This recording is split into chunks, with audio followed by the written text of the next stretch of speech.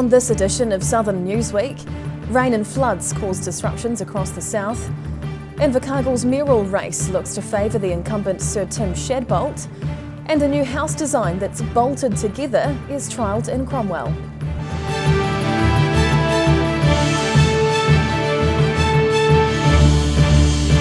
Kia ora, good evening, I'm Hannah Wilkins.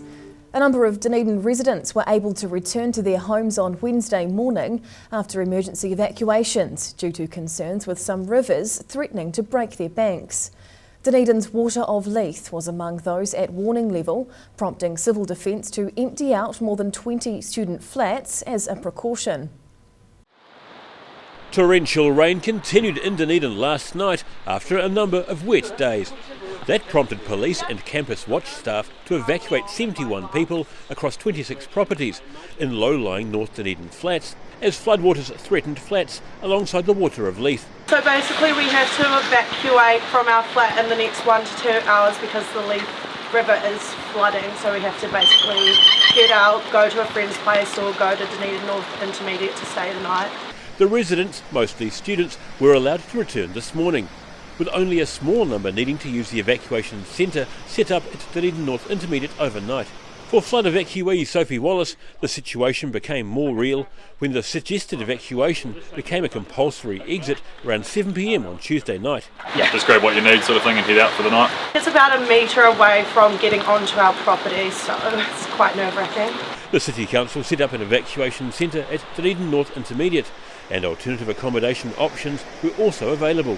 Emergency Management Otago urged people to remain vigilant about water levels in their areas overnight, with the heavy rain continuing across Otago into this morning. In Dunedin, the South Today. And while some were worrying about the rising waters of the Leith affecting their homes, a few hardy souls saw the fierce flow as an opportunity. With the waters of the Leith swollen into a raging torrent after yesterday's steady rain, several groups of students donned wetsuits to ride the wild waters.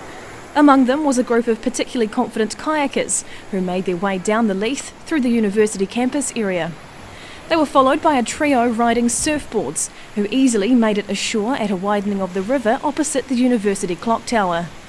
The wider part of the river was created in 2015 as part of a major program costing almost $8 million and included re-landscaping parts of the University of Otago. Today, more river surfers were again riding the waters of the Leith, but were given a firm warning by police to stop due to the risks to themselves and potential rescuers if they got into trouble. Surfer Toby Hilly admits he's not an expert on surfing rivers, but insists he is aware of the hazards. Yeah, I guess it's just like different dangers. Like if you get sucked under and hit your head, you might go unconscious, and that's a worry. But then in the ocean there's rocks and boards and stuff as well. Hilly says he was planning on following the advice from police and not going back into the freezing cold floodwaters. And Christchurch has set a new rainfall record for July as torrential rain hit the region on Monday night and again on Tuesday morning. More than 55 millimetres of rain fell in a 24-hour period, causing rivers to overflow and extensive flooding across the city. Christchurch has had its wettest month since records began nearly 80 years ago, and forecasters say it's not over yet. More than 55 millimetres of rain has fallen in Christchurch over the last 24 hours, setting a new record of 212 millimetres of rainfall for the month of July. The previous record for July was set in 1978 with 199 millimetres. The Avon and Hethcote rivers overflowed after heavy rain overnight and on Tuesday morning. And the suburb of Edgware has again been hit hard. Local resident Wayne Green braved the weather to try and get some milk. This is the worst I've ever seen it here outside this dairy here. But he says flooding is a long-term problem for residents here. Council should do something about the drainage here in St Albans in Edgware. Peter Tim's butcher's shop on Edgware Road had to close its doors again because of the heavy surface flooding. No good wearing my slippers around, is it? The Met Service says the worst of the rain has now passed through Christchurch, but is heading south. In Christchurch, the South Today. 8 candidates have already thrown their hat in the ring for Invercargill's mayoral elections, with at least 2 more names likely. The southern city elects its mayor and councillors via the first-past-the-post system, meaning the race could favour the incumbent Sir Tim Shadbolt. Sir Tim Shadbolt is known for his sometimes irreverent and self-deprecating humour, with the well-known character having been elected mayor of Invercargill 9 times since 1993. Last year, the veteran politician suggested he'd be more likely to win another term if it was a crowded race, and it looks like he'll get his wish. So far, 7 candidates have announced they'll stand against Sir Tim at the upcoming local body elections. They are current Deputy Mayor Nobby Clark, City Councillor Rebecca Amundsen, former Deputy Mayor Darren Ludlow, and City Councillor Ian Pottinger.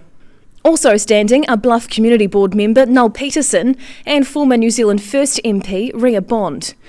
And there's 2 more potential candidates who are still making up their minds: City Councillor and broadcaster Marcus Lush and another former Deputy Mayor Tony Biddle. Political observers say Invercargill's first-past-the-post system will likely split the vote, giving Sir Tim a greater chance of winning on a small percentage of the total vote. University of Otago politics professor Janine Hayward believes the first-past-the-post system does a bad job of translating community preferences. Dunedin and some other locations use the single transferable voting system instead, which allows voters to rank candidates in order of their preference. In Invercargill, The South Today. The prototype of a new house construction technique has been assembled on an orchard near Cromwell. The Flexi House building is made of components bolted together and takes less than 2 days to assemble.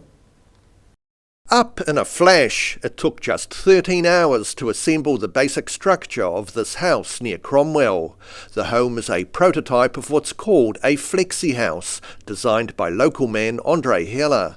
It's a quick and simple job of bolting together the component panels to create a house, which can then easily be expanded at a later date or even disassembled to become part of another house elsewhere. So we can start with a 1 bedroom and grow it up to a 3 or 4 bedroom, and then also break the house down into its components again and redeploy those to new locations. Ricky Frost says the modular construction technique is quite different compared to typical building systems. It's the sort of thing that you think about at university, but once you get into the real world, it's sort of you're confined and constrained to existing processes, but this Flexi system allows both the client and the builder to have their say. Flexi House hopes to eventually have a number of factories across the country creating the component panels for the homes. We're aiming to have a decentralised model where we have multiple factories across the country building our parts for us to then ship out to our clients. Until this prototype is completed, the cost advantages of building a Flexi House are not yet known. In Cromwell, The South Today. Whai Yakane. Still to come after the break on Southern Newsweek. Former Prime Minister Helen Clark opens a new ski hut for schools to use. And a free cafe in Queenstown feeds the hungry every Friday.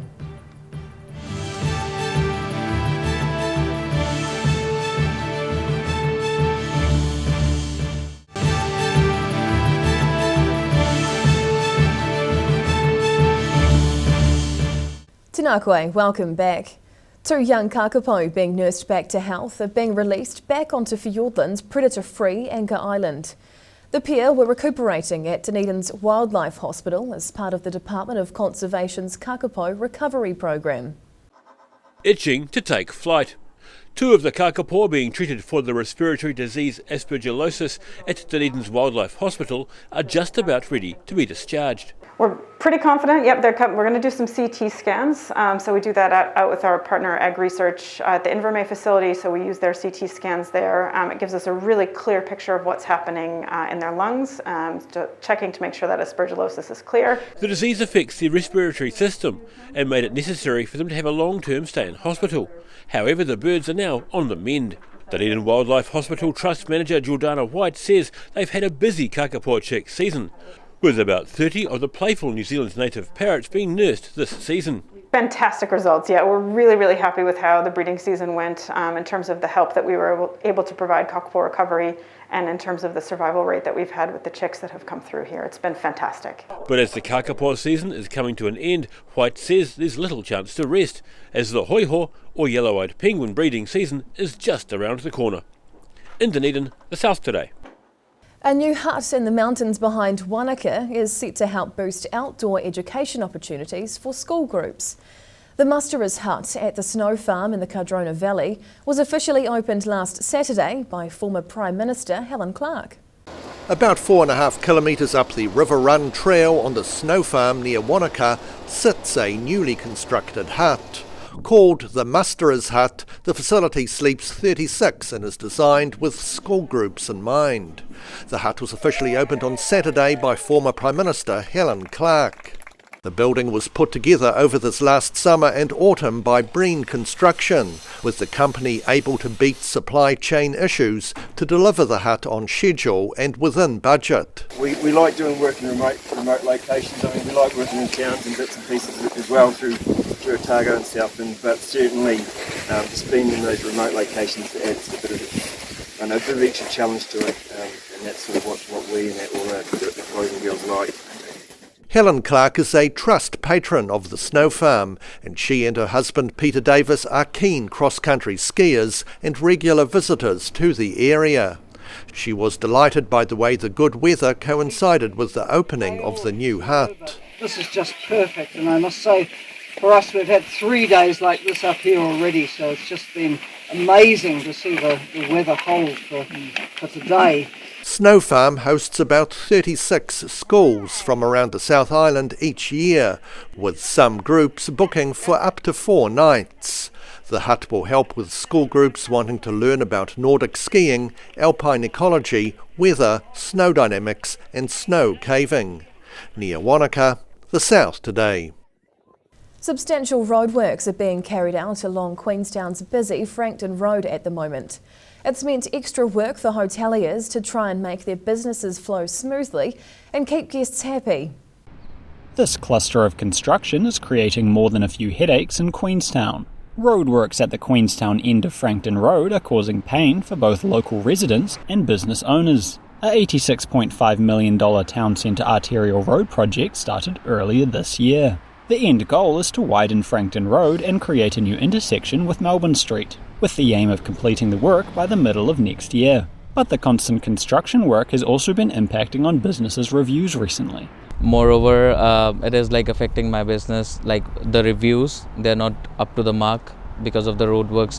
The guests, they are it's very hard to get into the hotel because we only had one access and it's already blocked. The project's created a range of issues, including rideshare services being cancelled because of difficulty accessing the properties, as well as noise levels. And hoteliers are having to contact guests in advance to give them a heads up about the roadworks during their stays. It's very claustrophobic, but in terms of the business, it's very much so about trying to deal with all the clients and the guests that come through.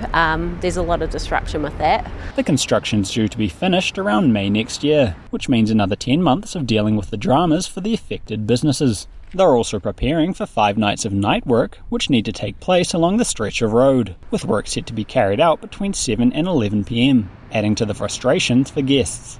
In Queenstown, the South Today. The Dunedin City Council wants to create better bicycle parking options in the city centre. Supporters of the plan say the proposed options for cyclists to stow their bikes while visiting the CBD could encourage more people to cycle to and from work. Cyclists commuting into Dunedin's CBD might not have to park their bikes out in the rain in the future where there's the threat of theft or vandalism. The Dunedin City Council is proposing the creation of areas with high security bike racks, which could include roofing and standalone enclosures. Owner of Electrified Bikes Dunedin, Mike Willis, says the lack of secure and dry parking currently puts some people off the idea of cycling to work. People invest a lot of money in their bikes, and security and protection from elements is always going to be a bonus. He believes the proposed bike parking facilities would see the same popular uptake as the harbour cycleway. If people have got somewhere to park their bikes, then they're more likely to use them every day for getting to work and whatnot. The council is yet to make a decision about constructing bike hubs on DCC land, with the size, design and cost still to be worked out. In Dunedin, the South Today. A free hot meal is the perfect way to end a day up the mountain. And for the last 20 years, One Queenstown Church has been helping locals fill their bellies at their regular pasta cafe. Serving up plates full of hot pasta for 2 decades. These Wakatipu Presbyterian Church volunteers dished out bolognese, salad and pasta at the first pasta cafe of the year. Frankton St Margaret's Church was filled with more than 100 people eager for some warm and free food. No limitations, anyone can come. And so you've got some folks here, some from the church and some from elsewhere, who are just working together to try and provide a good place of warmth and hospitality, friendship, fellowship to those who can come. The food, including home baking, is donated by the church, local businesses and members of the community. The Pasta Cafe was initially started as a way of connecting with seasonal skifield workers who would often arrive in Queenstown before the snow did. So this is again a place where they could come, get a good meal, fresh, home cooked. They love the baking in particular, but also it's quite practical. They weren't getting paid, and this sort of just helped out during the week. The Pasta Cafe will run for the next 3 Fridays, marking the 20th year of the initiative. In Queenstown, the South Today. Whaiakane, still to come after the break on Southern Newsweek. A popular coin-operated dance floor in Christchurch is set to reopen. And protesters against the war in Ukraine open a hub in a Dunedin mall.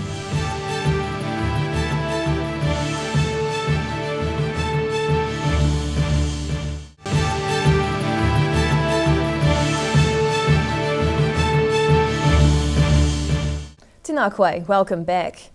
A government recommendation that school pupils wear masks for the first 4 weeks of this term has caught some Dunedin schools on the hop. Many schools have already been encouraging mask wearing, but others say they need time for school boards to consider changes in policy. Schools have just returned after a 2-week winter holiday break. But a strongly worded recommendation by the government issued at the end of the school holidays around mask wearing for pupils has been described as unhelpful by some principals. The government is recommending pupils wear masks to prevent the spread of COVID-19 and winter illnesses. But schools, including Logan Park High, say their boards need time to consider and make policy. Other schools, such as Otago Boys High School, have already had mask wearing as the standard among pupils and teachers, with many students supporting the initiative. I honestly think it's the best thing. And I think keeping them in the school, even when we were told that we didn't have to, was great as well, because it meant that we could have those big assemblies, which is a massive thing in the school. Senior pupil Isaac Ottery says they're now trying to focus on their studies after a disrupted first half of the year. Middle of last term was very disrupted. There was just so many people away. Took 2 hits, so the boys would be away, and then in turn you can't really teach a full class, all the learning, because you've got so many boys away. And then finally everyone would come back and then the teachers got it. The government is recommending schools require students and staff to wear masks for the first 4 weeks of the new term, but have stopped short of a mandate, saying the final decision was up to the individual schools. In Dunedin, the South Today. An 8-year-old Cromwell boy is taking on a big challenge after being inspired by his mother's battle with cancer. Lockie Wynne is preparing to spend half a day on the slopes at Coronet Peak, tackling a snow sport endurance event for charity. A unique fundraiser for this 8-year-old boy. Cromwell's Lockie Wynne is preparing to begin his 3rd effort for the Cancer Society. The young boy is training for a 12-hour endurance ski and board challenge at Coronet Ski Area in early August. Lockie was inspired by his mother's battle with adrenal cancer and is determined to support the Cancer Society in honour of his mother. I want to ski for the Cancer Society because when I was only 4 years old, my mum got sick with cancer and just about died. And the Cancer Society did a lot to help us, and we really appreciate their help. Back in 2020, Lockie began his fundraising journey by skiing 40 days at Cardrona, raising over $10,000 that year. In 2021, Lockie and his dad Luke aimed to ski all of New Zealand's ski fields over 5 weeks, raising $17,000 from their efforts. I try and do as much of the organising and logistics and convince other people to get on board in the background, and he spearheads it, you know. Lockie's mum Rebecca is now in remission from cancer. The young boy is keen to inspire others and is encouraging fellow keen skiers or snowboarders to test their endurance to raise funds as part of the challenge. At Coronet Peak, the South Today. 6 months on from her country being invaded, Dunedin-based Ukrainian Olha Vysenko is promoting a message of hope and awareness from the other side of the world. She's organised a number of protests in the Octagon and has now helped open a Friends of Ukraine hub in Dunedin's Golden Centre Mall. A way of raising awareness about the war in Ukraine to prevent complacency. That's the aim of Dunedin-based Olha Vysenko, who's helped open a hub in the Golden Centre Mall, promoting a message of hope for Ukrainians stuck in the war-torn country. For local people who want to know more about Ukraine, who want to see photos of our famous photographers who work now on the front line and in the different cities. Vysenko was born in Kyiv, arriving in New Zealand in 2019 alongside her husband Alexei. They've led southern Ukrainians in raising awareness of the atrocities committed by Russian troops since the invasion of their homeland earlier this year. Vysenko says people can add their names and messages of support at the hub. At the end of August, we will send all of that to Ukraine, to Ukrainian people. Yeah, and they will have a part of Dunedin with them as well, and they will know that Dunedin supports Ukraine. She says each photo in the exhibition tells a personal story. The couple recently secured New Zealand visas and have successfully applied to bring both of their mothers over from Europe next month. The Friends of Ukraine hub is due to be based at Dunedin's Golden Centre Mall until the end of August. In Dunedin, the South Today. Christchurch residents are getting ready to boogie in public again. The popular coin-operated dance floor, the Dance-O-Mat, previously set up opposite the city's Central Library, is set to light up again. Groovers, movers and shakers will be dusting off their dancing shoes in preparation for the reopening of the colourful Dance-O-Mat attraction this month. The popular coin-operated dance floor was forced to move locations earlier this year, but has now found a new home 2 blocks away in Manchester Street. We'll be seeing some new moves. It's quite good being next to the Irish pub. I think that'll bring out some quite wild jigs and things maybe. Dropping a $2 coin into a modified washing machine gives groovers 30 minutes of lighting and sound entertainment, all controlled via their own Bluetooth devices. Binity says Dance-O-Mat was forced to end the party at its previous Gloucester Street location as construction of the Performing Arts Precinct got underway. It's just a nice kind of public place for people to come together with friends and family, and it creates a spectacle not just for the people who are dancing but people walking by. Gatfiller ran a $25,000 crowdfunding campaign to help with costs around the relocation, along with investing $15,000 of their own money into the project. It kind of encompasses what the Dance-O-Mat is. It's for the community, kind of by the community. So it was really fantastic. Thank you everybody who supported it. Movers can again shake their thing on Friday the 5th of August at a special relaunch party to welcome back Dance-O-Mat. In Christchurch, the South Today. And that wraps up this edition of Southern Newsweek. For the latest news and videos from the Southern region, head online to odt.co.nz. And you can follow Channel 39 on YouTube to catch our news bulletins on demand. We'll see you again next week. Mā te wā.